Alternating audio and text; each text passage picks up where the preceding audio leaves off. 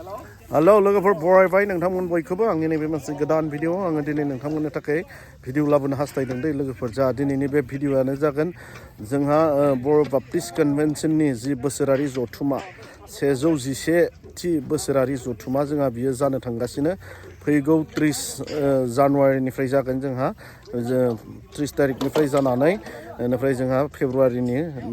2 तारिखसिम जागोन आरो दै बेयो जोंहा जागोन मा होनना बुङो आमजुलि दख'रानि सिङाव थानाय बोरिगामि बाप्टिस्ट मण्डलियाव जानो थांगासिनो दै लोगोफोर बिनिनो आङो नोंथांमोननो भिडिअ दिन्थिगोन जोंहा जोंनि गलमा मण्डलिया जोंहा दिनै मा होनना बुङो जोंहा गलमा मण्डलिया थारमाने दिनै खामानि मावफैदों आरोना थानाय पेन्डेलनि थाखाय बेनिफ्राय आरो लोगोसे बिबिसिनिबो जि मा होनना बुङो मिसन फिल्डनि मा होनना बुङो बादायाव माखासे दुगैग्रा आलासिफोरनि दुगैग्रा बनायना होनो गोनां बिदि बिथोन मोन्दों बनायनो थाखाय बेनिफ्राय आरो बेखौबो बनायहैबाय ओमफ्राय दा आरो जोङो बेयाव थानायनि बादाखौबो जोंहा दिनैनो मावखाबाय आरोना बिथिं मावबाय थादों आरो जोंनि पेन्डेला ओरैबायदि जागोन जोंहा नै बिथिं मा होनना बुङो बोरिगाव आम्बागावथिंनिफ्राय फैनानै जोंहा जिथुनाखि ओरै गेरुवा थांनाय लामा नै बे साखाथियावनो आरोना जाबाय नुहुरदोंना मेन लामा जागोन बियो बेनिफ्राय आरो जोंनि पेन्डेला नै बेयावनो जागोन आरो दै लामानि सानजागालाव आम्बागाव पास्टरेटआ नैथिंनि खामानि मावनायाव मुखुबथार मानसिफोरा नै बिथिं खिग्रा हासुग्रा दुगैग्रा जागोन जोंहा नै बिथिंनि बेनिफ्राय आरो बैथिं जाहैबाय संनाय खावनायनि बेनिफ्राय आरो नै बिथिं जाबाय उन्दुग्रा जागोन आरो नै बेनिफ्राय आरो नैबे गेजेराव जागोन जिरायग्लांग्रा नै बिदि जागोन देग्लायनिया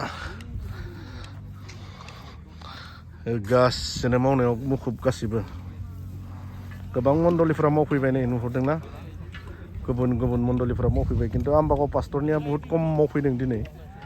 जोंनिया आम्बागाव पास्टरा एकदम सोनाब लास्ट जिंथिं जायो आरोना मोजां जायगाया बेनिफ्राय नै बिथिं आरो संनाय खावनाय होगासिनो जोंहा नै बिथिं उफाय गैया जानांगोन सानसे खामानि जागोन नालाय जानायनि थाखाय नैबेखौ फान्थाव बाथोन बनायगोन जाहैदों फान्थाव बाथोन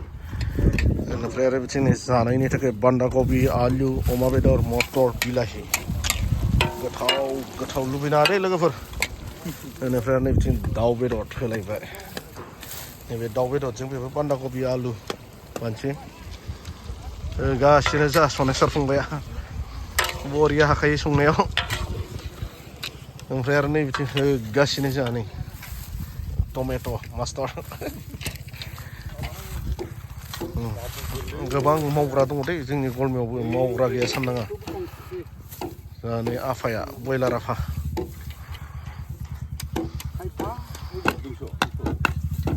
होगासिनो साल्थे लवायाबो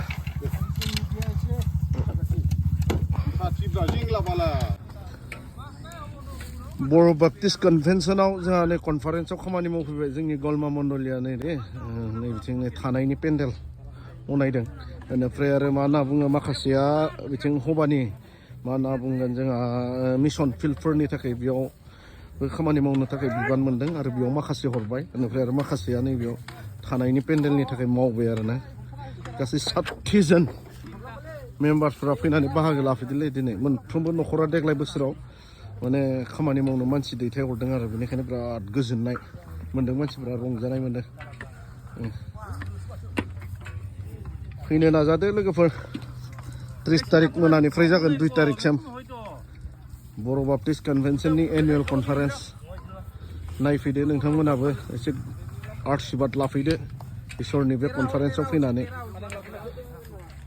गासिनो नैथिंनि खामानि मावग्राफ्रा जोंनिया